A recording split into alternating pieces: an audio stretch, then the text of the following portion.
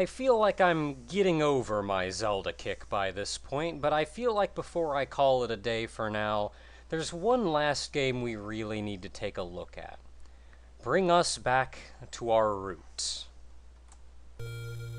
Welcome to Let's Play The Legend of Zelda. Hey, we were born in this year. We were.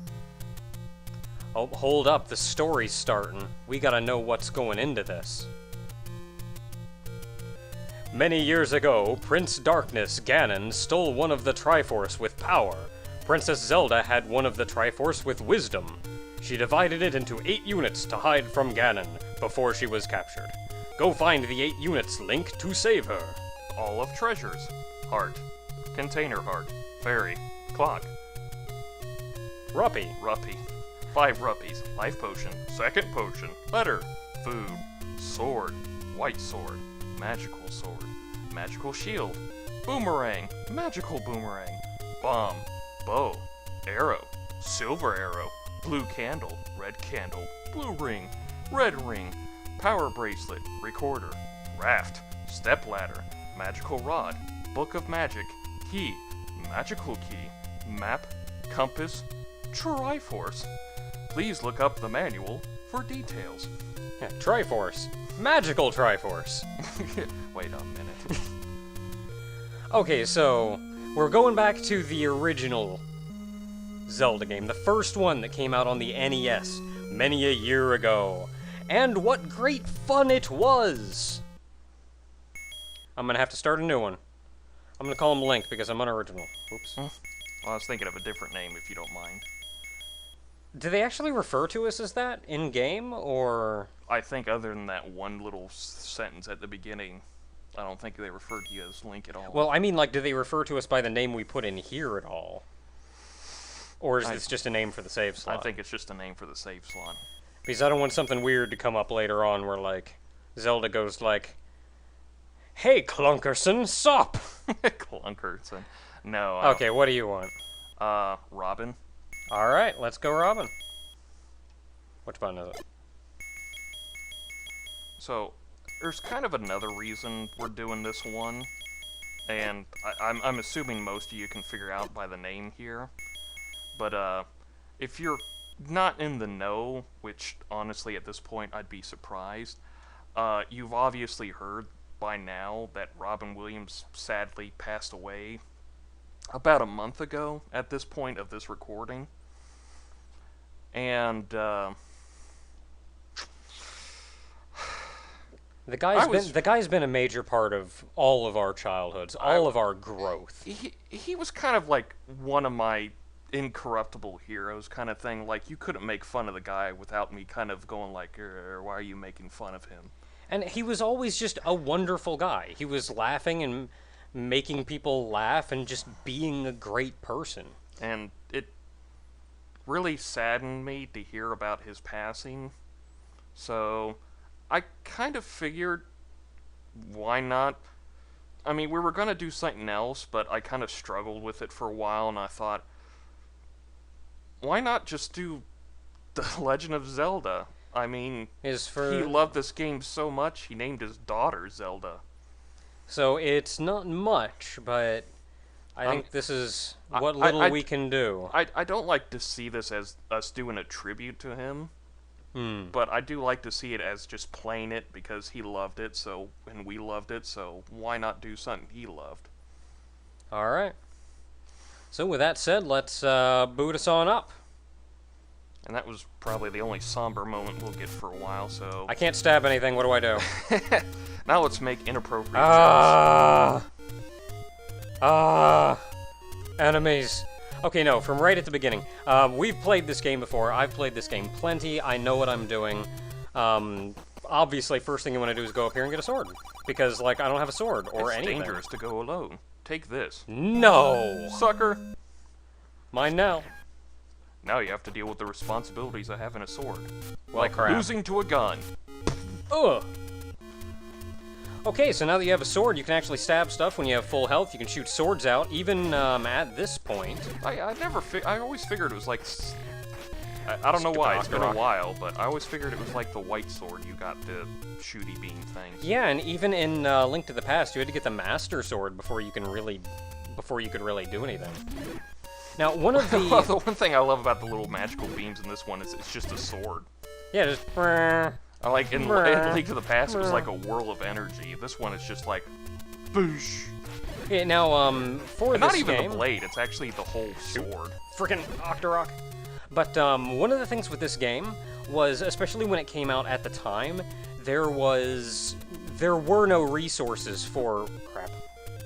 There were no resources for study or to learn how to do things or how to play or where to go or what to do. You pretty much had to play through the game yourself and just like frickin' stab everything, bomb everything. And for a game as adventure-based as this one, like, it was crazy at the time to expect people to do that, but nobody had ever seen anything like this before. Well, you're talking 1986, and the Famicom came out 1983, so this one would have come out like 1985 for Japan. Until later on, you simply cannot kill this guy, though, even with the sword beams. Like, just too much, or... I mean, I think it takes 2 hits to kill him, but you can't get 2 hits in on him without, like, getting hit. Maybe if I got, like, really lucky and jammed here, will that help if I face the right direction? Yeah, I got him! I'm down to 1 heart. And you're almost already dead. But, of course, you had no way of knowing where to go, what to do.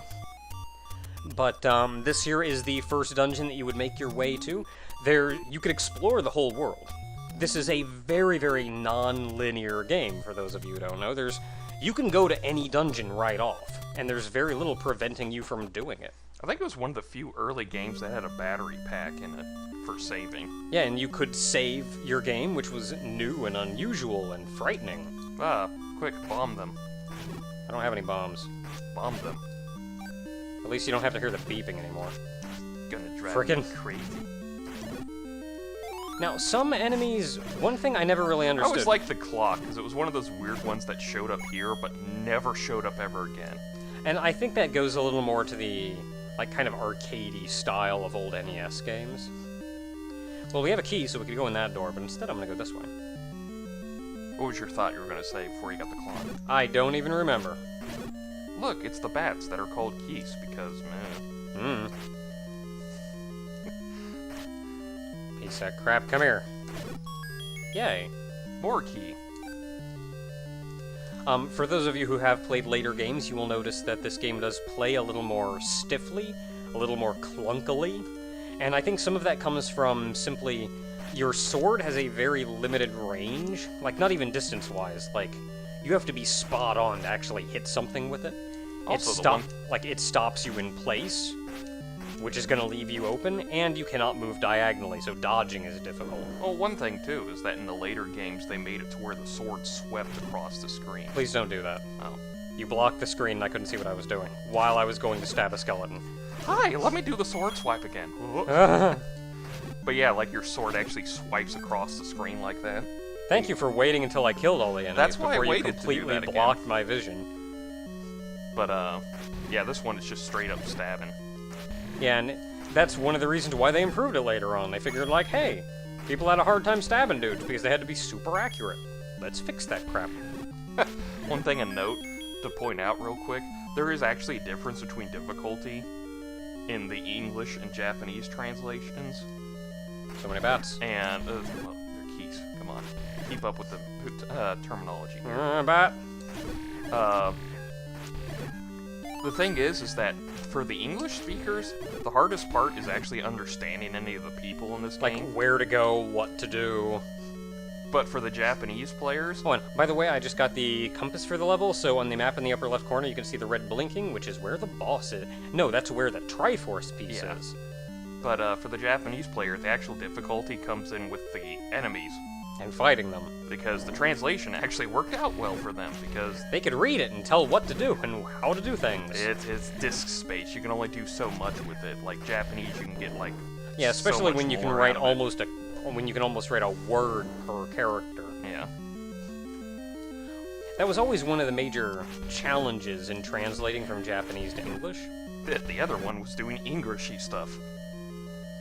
Is like word space. Oh, by the way, for anybody who didn't figure it out by now, I am the one playing, and Ogre is here for commentary. He's better at 2D stuff. I like stabbing things. Eastmost Peninsula is the secret. Thanks for that useless piece of information that means nothing to me without already knowing what the solution is. Why are you in this dungeon? I don't know. He's a weird guy. He just likes being in damp, cramped places. Snuck in here to get away from the kids. Oh, see, I was gonna make a pedophile joke too, but then you just kind of went with the kid thing, and I was like, Well, I was thinking along the lines of like old man, kids get off my lawn kind of thing. It's an eagle. It is. This level is actually referred to as the Eagle, and is the first level. You can see the Triforce is in the upper peninsula there, whatever. I guess that's the eastmost peninsula is the key thing. No, I think he was talking about something on the world map. Oh. Well, in that case. Because a peninsula is like a landmass that's covered by the sea on 3 sides. But you can go up here, even though we know that the Triforce is to the east, to get more stuff. And who doesn't like stuff? There's actually one picture I like. I was going to talk about you earlier. What are these ones? Are these the... Moblins, I think. The Moblins. They throw boomerangs. Not boomerangs. And when you kill one... Oh no, you don't actually get it here. It's a different room. One of my favorite pictures for, like, the original Zelda is this picture of Link drudging around with all this equipment on him. Like, the complete exact opposite of the magical, of, like, hammer space. You, like, see him drudging everything he has on his back. And, like, on his side and everything, and I thought, I was like, that's so funny, because other times it's, like, just Link.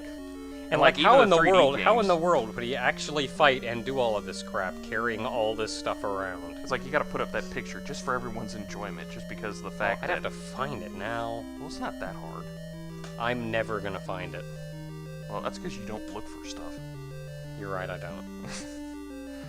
Enemies will respawn in rooms you've been to already after you've been through, like, a certain number of rooms. I don't know how many exactly. Oh, also of note, I think when you came up from... I think when you came up from the... Or not so much came up, but when you went into the room directly below this one, I'm pretty sure you could bomb up into this room. If you had bombs. We don't have bombs. Boomerang. I got a boomerang! Yay! Boomerang, good for stunning dudes, collecting items, yada yada. Wall Masters! You can kill them, but they just keep coming back. And whenever you hear that roaring, it means the boss is within one room of you. And here, it's directly up. Now, if you can get into this fight with full health, you're golden. If you get into this fight without full health, good luck. Why does a dragon have one more? Since when were there dragons in Zelda? It's a Unidragon. And it's dead. Yay. Yay! No, like, if you don't have full health, you've got to, like, do some real ducking and weaving to get in there to smack him and then run back again. It's kind of nightmarish. I like how he dropped the heart and then to drop the heart container. But yay, there's the first piece of the Triforce. Of wisdom.